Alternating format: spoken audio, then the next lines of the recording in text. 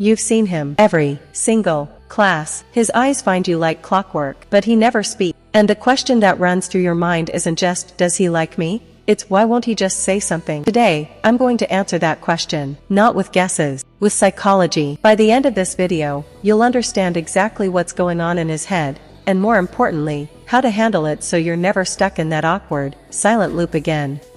Let's start with a psychological paradox that most people miss. When someone stares repeatedly but never approaches, they're trapped in what psychologists call parasocial fixation.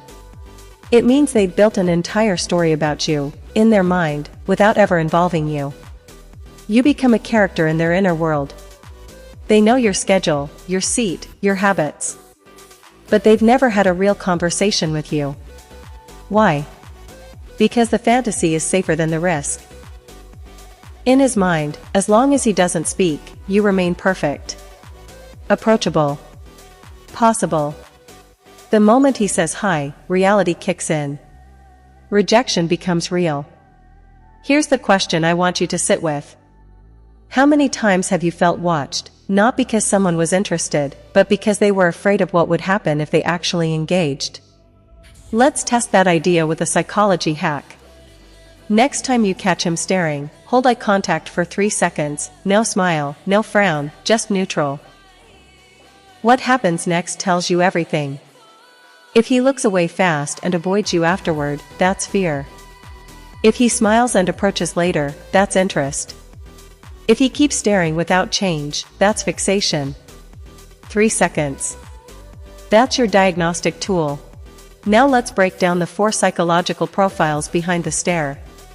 Because not every look means the same thing. And confusing them keeps you stuck. Type 1, the phantom. He's not even looking at you. He's zoned out, mentally rehearsing a presentation, replaying a breakup, or just bored. You happen to be in his line of sight. How to know? His eyes are unfocused, and he doesn't react when you move or shift. The psychology hack? Wave subtly in his peripheral vision. If he doesn't blink or shift, you're invisible to him. Move on. Type 2, the frozen admirer. He's attracted, but terrified. He looks away, looks again. His brain is stuck in approach avoidance conflict. The part that wants connection and the part that fears rejection are in a deadlock. This guy will stare for weeks, months, even a full semester. Here's the uncomfortable truth, waiting for him to make a move usually fails. Why? Because his fear is stronger than his desire. So what do? You give him a micro-invitation, a small, low-pressure opening. A 2-second smile. A hey as you pass. A question about the lecture. You're not chasing, you're offering a bridge. If he takes it, great.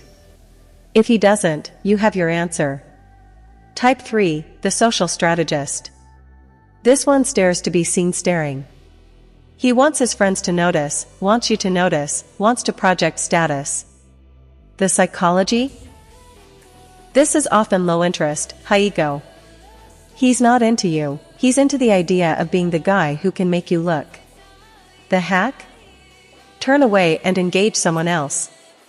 If he loses interest immediately, you've filtered out a player. Type 4, the overanalyzer. Rarest, but most intense. He's trying to decode you, your body language, your reactions, your patterns.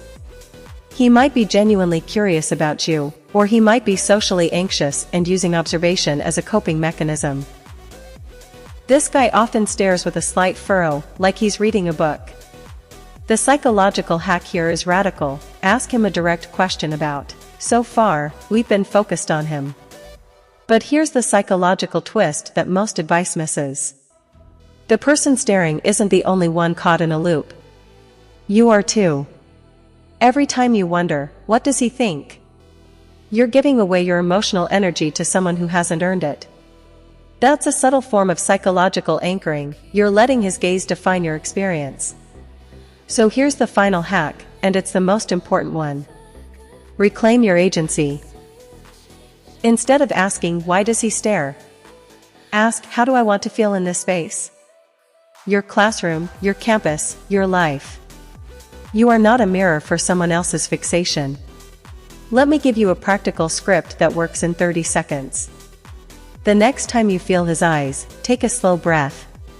Turn, make eye contact for 2 seconds, and give a calm, neutral nod. Then turn back to whatever you were doing. No smile unless you want to. No performance. What does this do psychologically? It interrupts the parasocial dynamic. It tells both your brain and his, I see you, but I'm not waiting for you. It transforms you from an object of observation to a person with boundaries.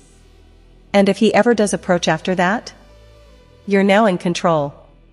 You can decide, based on his behavior, whether he's worth your time. But here's the deeper lesson. Most of us, when we feel stared at, subconsciously hold our breath, shrink, or try to decipher meaning. That's a survival instinct, but it keeps us small. The real psychological growth happens when you learn to stay centered even under someone's attention. So the next time you catch him staring, remember, you're not a puzzle for him to solve. You're not a story he gets to write in his head. You're the one who decides how this scene ends. And sometimes, the most powerful move you can make is to simply turn the page.